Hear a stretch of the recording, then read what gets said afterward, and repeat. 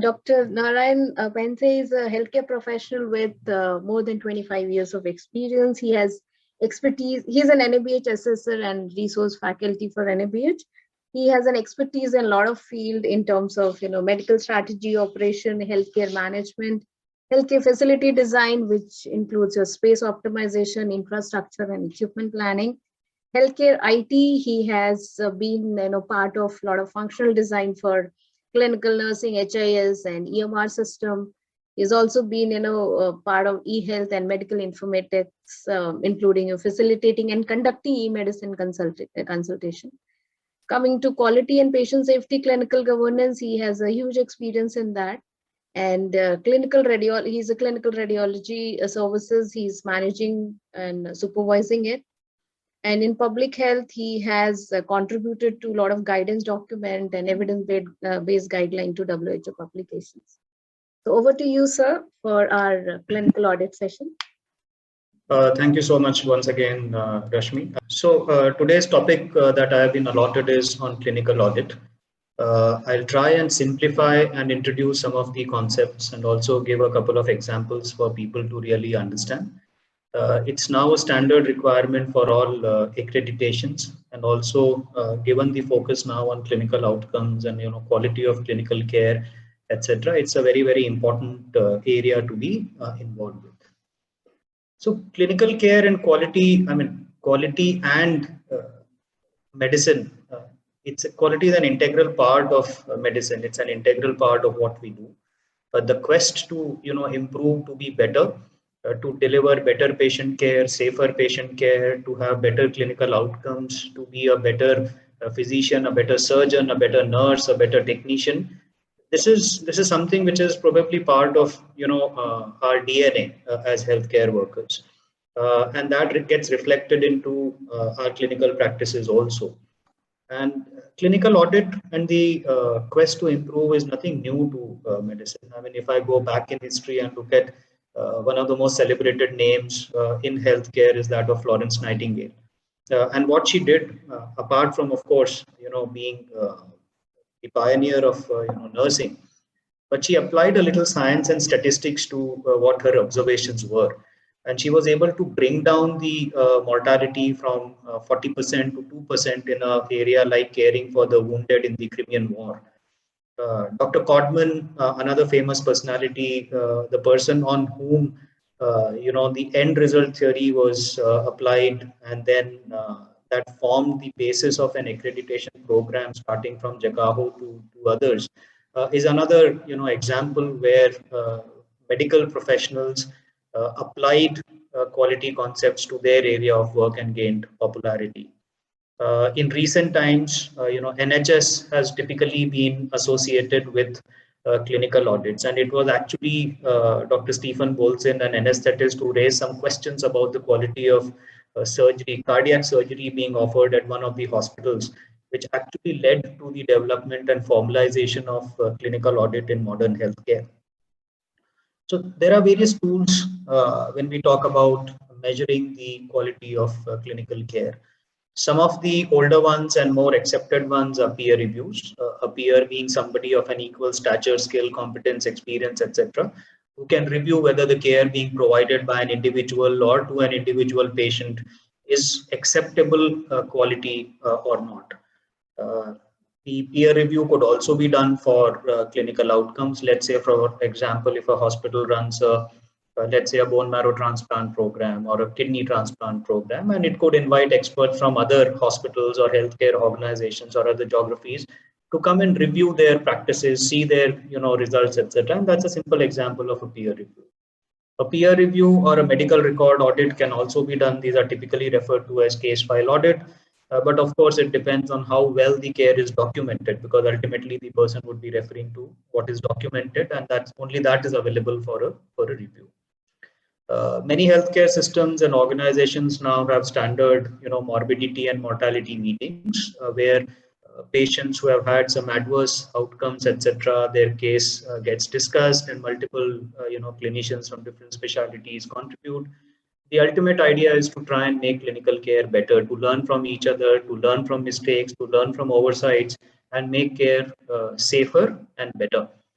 Similar forums exist like the clinico-pathological correlation meetings which happen, or a clinico-radiological correlations, etc. These are another example of quality improvement tools which are used for clinical care. In recent times, clinical outcomes have become very important, and now they are also part of the NABH accreditation, the fifth standard, along with clinical quality indicators. And of course, now the voice of customer, that is the patient reported outcome measures, are also becoming important. I'm sure you would have heard most of these things during today's interaction with various experts.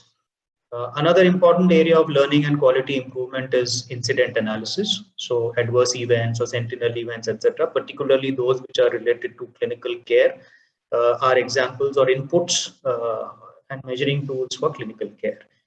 And most importantly, now with the clinical audit coming into the mainstream of performance measures and quality improvement in clinical care, and we'll talk about clinical audit in detail today. So what is audit, or rather what is clinical audit? And I have highlighted and underlined some of the key words in the text. So it's an evaluation. It's an evaluation of data or documents or resources to check if the performance that is being delivered meets certain standards. And we'll talk about what do we mean by standards, etc. So it's an evaluation. It's to check, and it's to check whether the performance is meeting the certified or specified standards or not. It's a quality improvement process, ultimately, that seeks to improve patient care and outcomes by systematic review of care against explicit criteria. And extremely important to note that all clinical audits, all quality improvement activities ultimately involve some kind of change to be introduced and managed. Where indicated, changes are implemented at an individual team or service level. And equally importantly, further monitoring is done. So the key message for today is that clinical audit is not a one-time activity. It is something which is continuous, and we'll talk about it in a little detail as we go along. Sometimes clinical audit gets confused with clinical trials or clinical research. So the simple way to describe is that research is concerned with discovering what is the right thing to do, while an audit is ensuring whether what is being done is right or not, and whether it is meeting the standard which has been set by research and practice or not. So as I said, clinical audit is not a one-time activity. We need to look at the clinical audit cycle.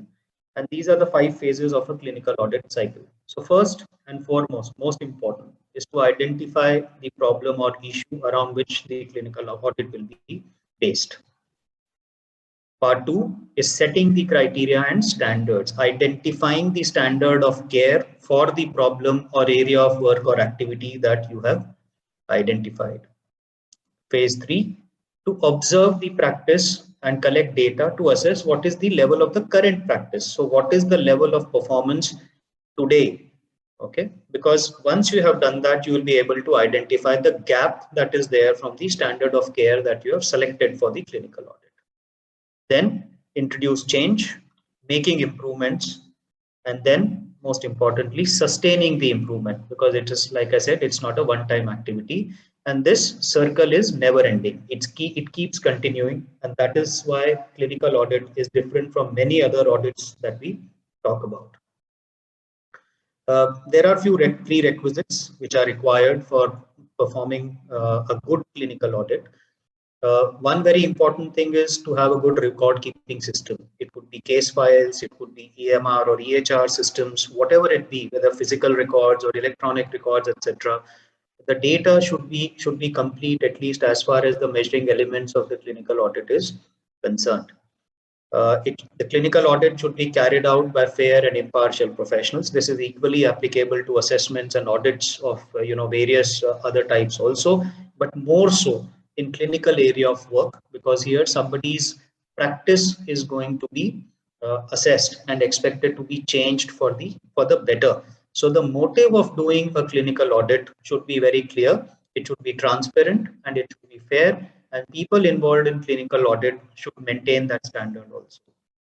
Confidentiality, both from a patient point of view, from health records point of view, from a clinician point of view, should be ensured.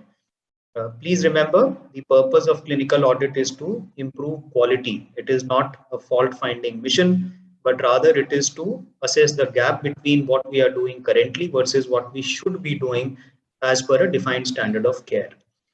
Uh, of course, ownership by various stakeholders, whoever is part of the clinical team, whether it is doctors, nurses, technicians, physiotherapists, nutritionists, whoever it might be. So the ownership has to come from within because that will determine the success or failure of clinical audit. Uh, who benefits from clinical audits? So everybody benefits, and that's the beauty of doing clinical audits. The healthcare workers, that is doctors, nurses, etc., benefit because they become more skilled, more competent, armed with newer knowledge, better ways to deliver care and to care for their patients. The patients themselves benefit because they get better care at par with what the global best practices or evidence-based medicine, prescribes. And the organization benefits because ultimately this helps bolster the culture of quality improvement, and everybody participates in improving the care. So the organization also benefits by means of better outcomes, better care, better practice, and that is the mantra of clinical audit.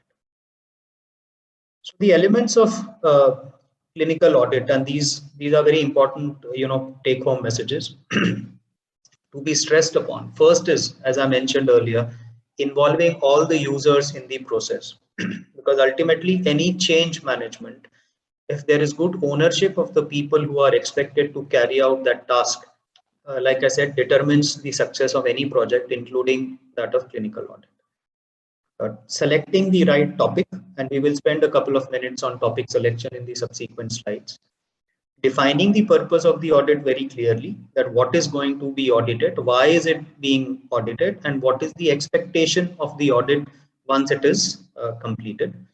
Of course, from the management and leadership side, providing the necessary structures and support, whether it is in terms of resources, which may include people, it may include equipment, etc. And very importantly, to provide the leadership, to provide forums for quality, meetings for people to sit together, arrive at a consensus to partake in clinical audits. Last but not the least, identifying the skills and people who will be needed to carry out the audit. Ultimately, it's a teamwork. So a good team is extremely important to carry out a successful clinical audit activity. The audit team typically would consist of doctors, nurses, etc. People who are directly involved in the activity, who understand the intricacies of the activity of or area of work that they are going to be auditing. They should be familiar with clinical audit cycle. At least a basic understanding would definitely help. They should be familiar with data collection and analysis. Not necessarily that all team members are equally aware of this, but at least the methodology of data collection should be clear to everyone. Of course, one or two people will be directly involved in data collection and analysis, and some basic element of statistics would be required. Most importantly, the team which conducts the clinical audit would also be involved in identifying the change in practice and implementing that change and actually carrying out that change. So an audit team in clinical audit is not something like an assessment where you go, you assess an activity and give a report and that's the end of it. Here you are yourself a stakeholder in the entire activity, because you will be expected to identify the change and carry out that change in the work setting yourself.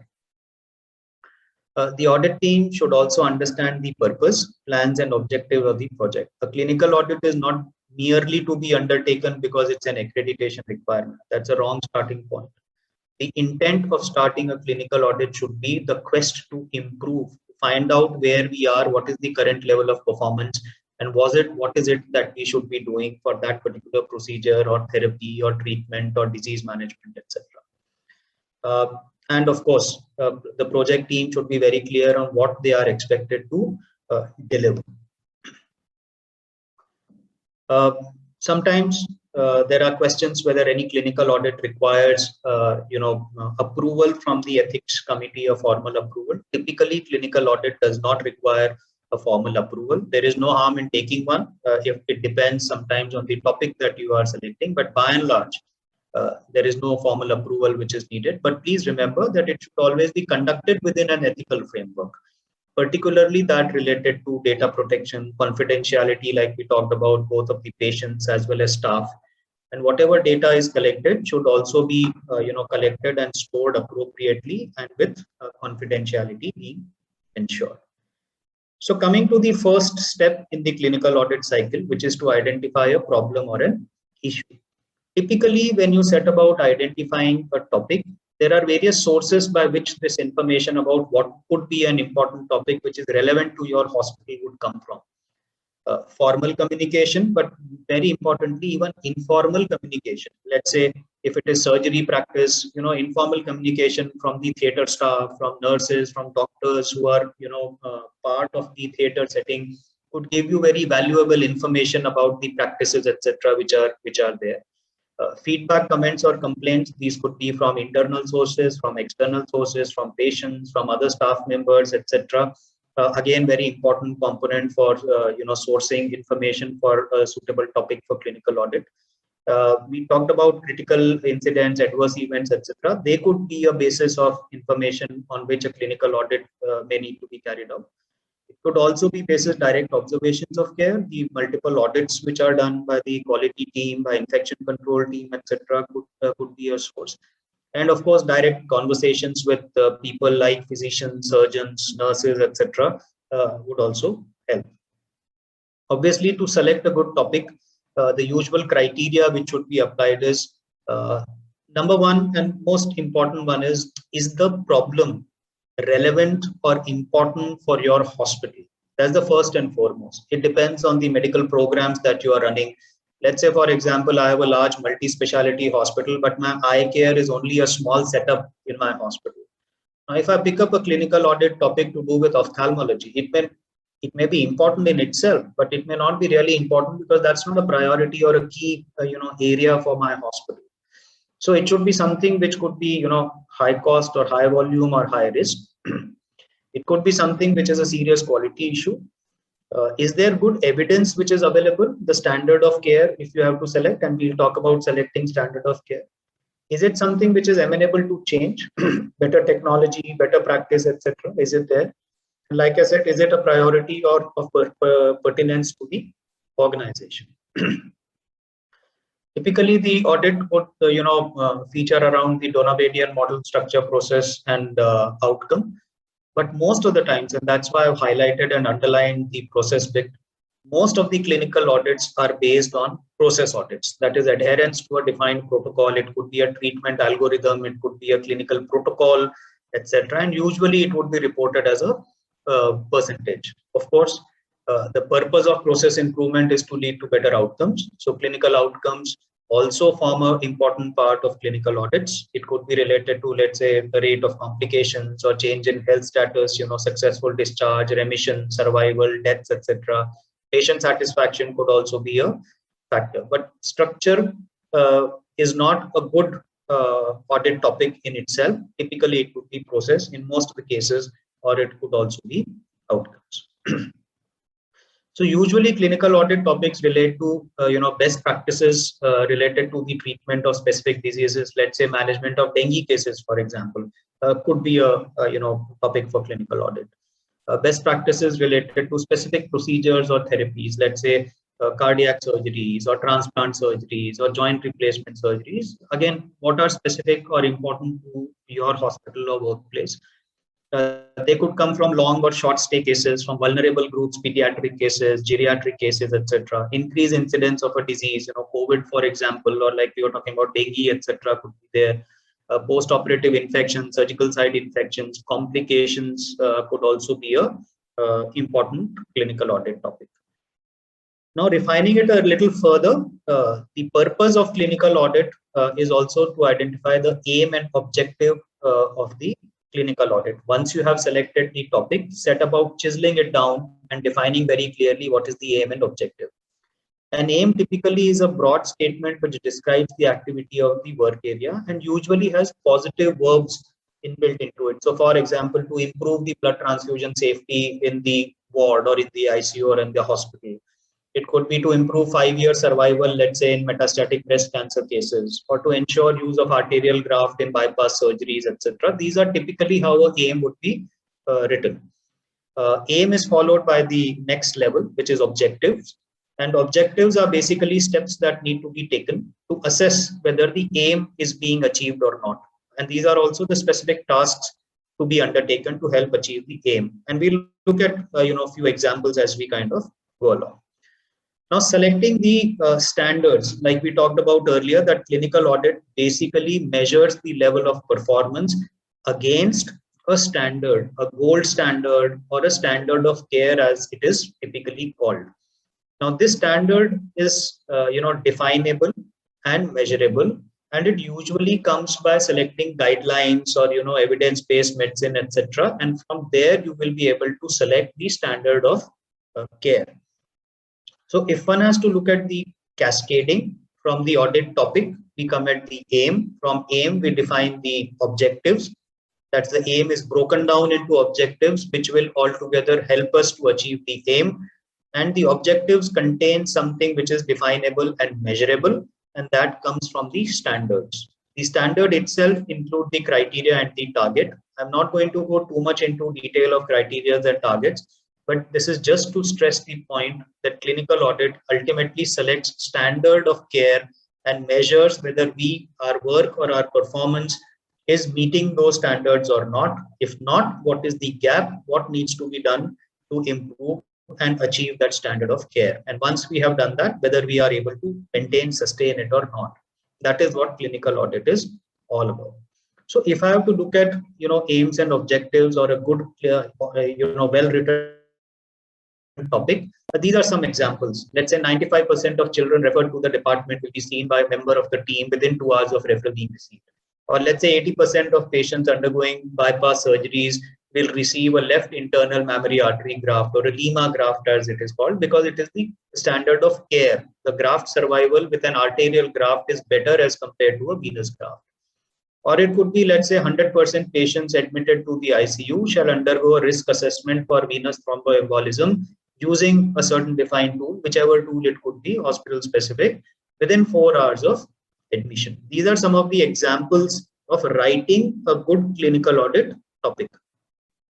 It is also important to define the definition. For example, when we say risk assessment for VTE, it should be clearly defined. What do we mean by risk assessment for VTE? Who is going to do it, etc., so that the measure becomes standardized.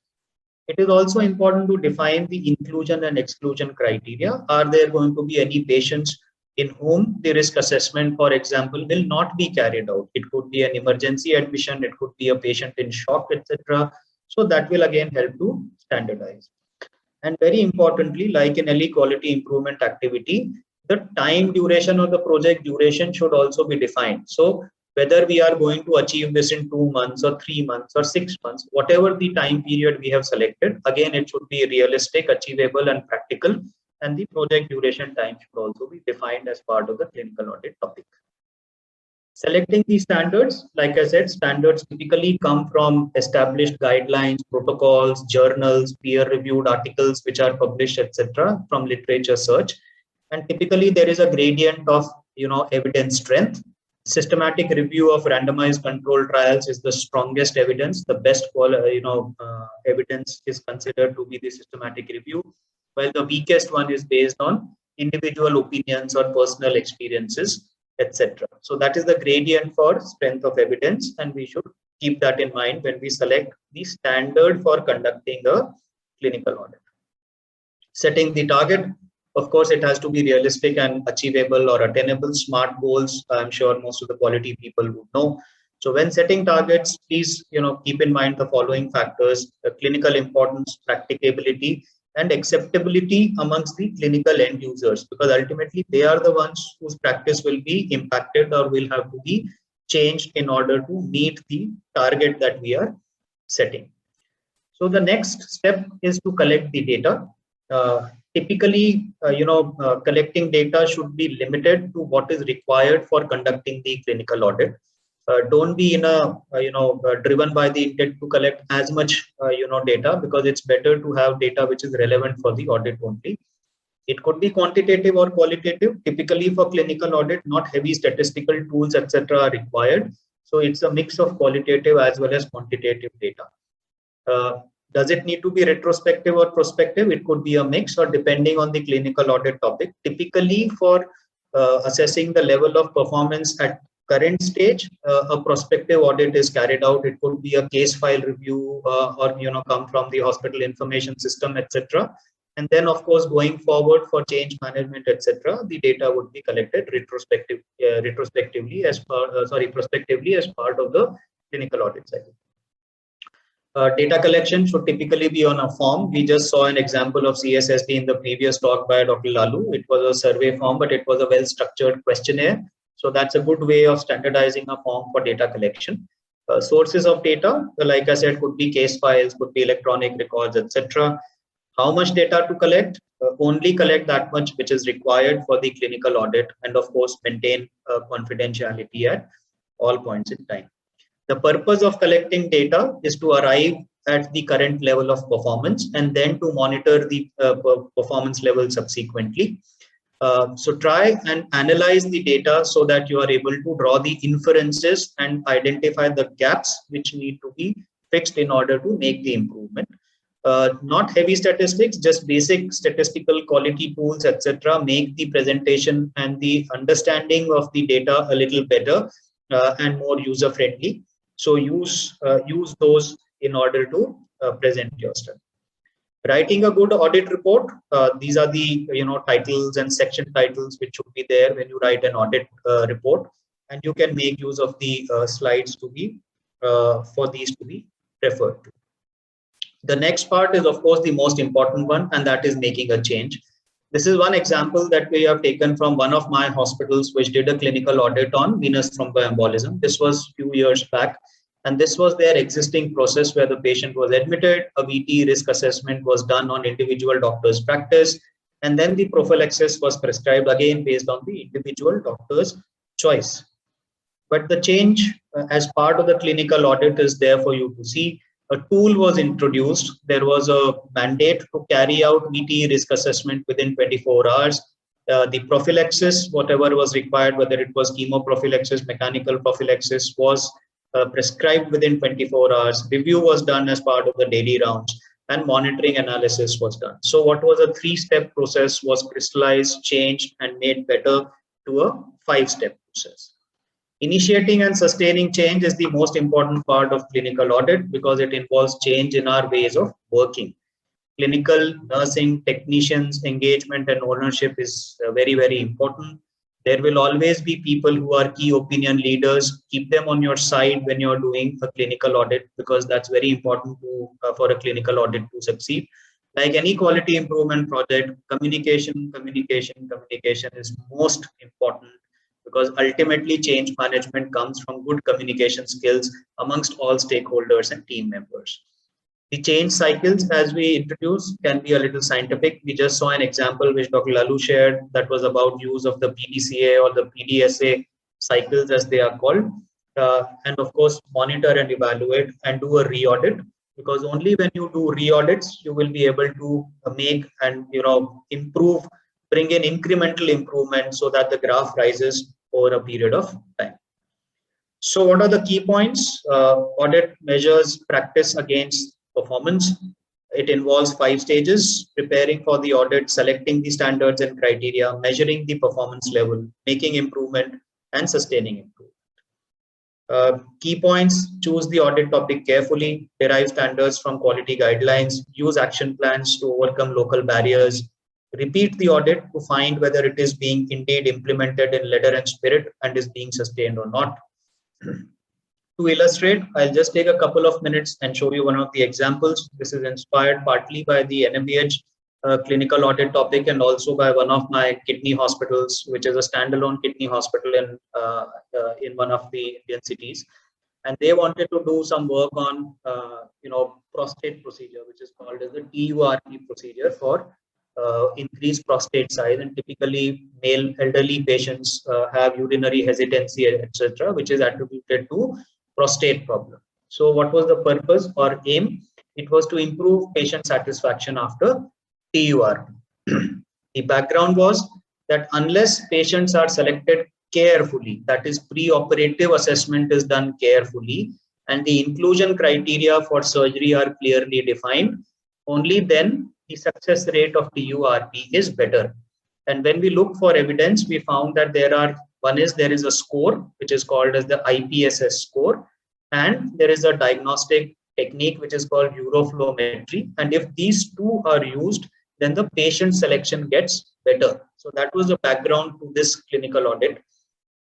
When the assessment of the current practice was done, we collected retrospective data of patients. This was for 6 months. Around 120 patients data was collected, and we found that 76% patients had reported adequate improvement. So that means out of 4, 1 patient was not improving even after undergoing TURP surgery, which was not a happy state for the hospital and for the patients, of course. So a pre-audit meeting was conducted with the urology consultants. We formed a specialty group, presented the data, and then of course there were discussions to identify what could be done better. And it was decided that IPSS and uroflowmetry for every patient will be carried out as part of the pre-operative assessment. It was also decided that all patients will be followed up at 6 weeks after the procedure. And during those 6-week follow-ups, again, the IPSS and uroflowmetry would be carried out. And for data collection, the junior registrar of the team was tasked with questionnaire completion and weekly sign-off by the doctor or the unit team in charge. So these were the objectives, like I said, to improve patient selection by using IPSS and by the uroflowmetry. We need not go into the technical details. This is just an illustrative example. The standards that were finalized for this clinical audit were that 100% of patients who undergo TURP will have an IPSS and uroflowmetry done before surgery. That 90% of patients will be reviewed at 6 weeks after surgery with a repeat IPSS and uroflowmetry. And that 90% of patients should have a IPSS score of less than 8, which is considered good as per the standard of care. And the uroflowmetry should be more than 18 ml per second, which is again the standard of care as part of the global best practices. This is the data presentation about the number of people who underwent surgeries, the post-op follow-up at 6 weeks, and the quantitative criteria. We need not go into the detail. This is just to show you the data matrix table, which was collected as part of the clinical audit. Graphical presentation for the pre-op assessment. It was 100%. All patients underwent the pre-op assessment with IPSS and uroflowmetry. At 6-week follow-up, only 86% could be done against the target that was set at 90%. The success rate for patients once this was introduced was 92% for IPSS and 98% for uroflowmetry. So pre-audit, the success rate was 76%. Post-audit, it was improved to more than 90% with the implementation of IPSS and uroflowmetry. The audit report was tabled at the specialty group and also at the meeting of the Hospital Medical Council. Some additional opportunity for improvement was identified. We realized that not all patients were coming for a 6-week follow-up. So how to incentivize patients to come so that we are able to gather the clinical information from them. The next step that was identified was that two re-audits would be done at 2 months interval, and these would be sample-based to ensure that the good practice that was responsible for achieving the target is indeed being continued at the ground level. Lastly, please remember all audits, particularly those which involve clinical areas, the audit should be of the action. It should not be audit of the knowledge of the people who are involved in the activity. Thank you so much. Thank you, Dr. Narayan.